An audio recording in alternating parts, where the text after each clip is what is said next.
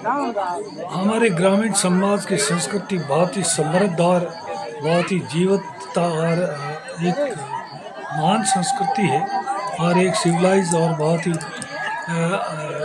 मतलब समझिए कोई आगे की 500 साल की बातों को सोचते हैं और पीछे भी 500 बातों की जो परंपरागत रीति रिवाज और अपने जो कस्टम्स है उनको भी उनका सम्मान करते हैं। आप देखिए इस पिक्चर में जो पिक्चर दिख रही है इसमें ये एक समाज की परंपरा गत रिवाज है, रीति है और एक परंपरा बड़ी महान और समृद्ध परंपरा रही है। अपनी बेटी और अपनी बुआ और निकटतम महिला रिश्तेदार को एक मान सम्मान और मायरा किया जाता है। जब भी उसके घर में कोई इस प्रकार का धार्मिक उत्सव, शादी ब्याह या बारात इस प्रकार का कोई धार्मिक उत्सव होता है, उस अवसर पे अपनी बहन बेटी और अपनी रिश्तेदार महिलाओं को बहुत ही बड़ी गिफ्ट के रूप में देने की एक परंपरा रही है। इसके लिए आसपास के गांव के काफ़ी लोग, सब महिलाएं पुरुष बच्चे इकट्ठे होकर के जाते हैं। महिलाएं मंगल गीत गाती हुई जाती है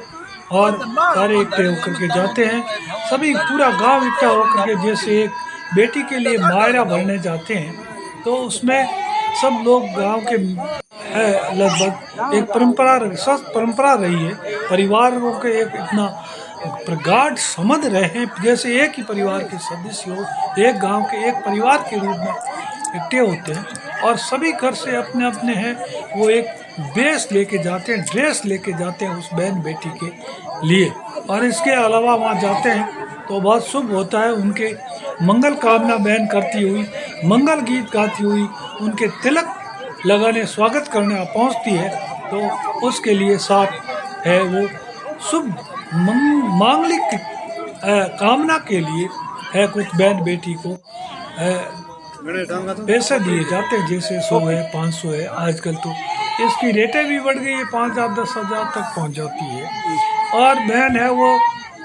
मंगल गीत गाती हुई घर से बहुत सारे महिलाओं के झुंड में निकलती है और मंगल गीत गाती हुई, साथ में मंगल कलश होता है, बड़ा थाल होता है, कुमकुम होती है, बोली होती है, चावल और सब चीज़ें मांगलिक जो है कार्यक्रम में एक आयोजन में ये जो भी सामग्री प्रयुक्त होती है वो लगभग होती है। उसमें चावल है, मंगल है, गुड़ है और उसके अलावा जो भी पतासे हैं, मखाने हैं, मूली है, पानी है और पानी के अंदर जो एक खेजड़ी का लौंग डाले हुए जिसको श्रीफल कहते हैं वो भी है। इस प्रकार के लेके थाली और एक बड़ा थाल होता है पीतल का, उस थाल में कई बार गेहूँ भरा होता है। जैसे उस घर में मिठाई निकलती है भोजन में, तो मिठाई भर करके ऊपर में 2-4 किलो की एक चरी होती है, चेवड़ा होता है, घड़ा होता है बड़ा, जो तांबे या पीतल का होता है। पुराने परंपरा में पीतल के बड़े होता था, उसमें 4-5 किलो घी भर करके और कई बार आटा भी भर करके साथ लेकर के ये मंगल कामना करती हुई है अपने जो पीर के भाई और रिश्तेदार पहुंचते हैं मायरा भरने के लिए वहाँ तक। वहाँ उनके स्वागत में काफ़ी उस जहाँ बहन बेटी है उस गांव के और परिवार के रिश्तेदार कोई 150 महिलाएं इकट्ठे होकर के मंगल गीत गाती हुई उनके स्वागत करने के लिए आती है। और स्वागत करने के बाद स्वागत में जो भी मायरे में बहन भाई और सारे गांव के रिश्तेदार लोग होते हैं वो बहन को सारे नए ड्रेस बनाते हैं, ड्रेस देते हैं और उसके है शुभ के लिए पैसे भी देते हैं और एक समृद्ध और मंगल और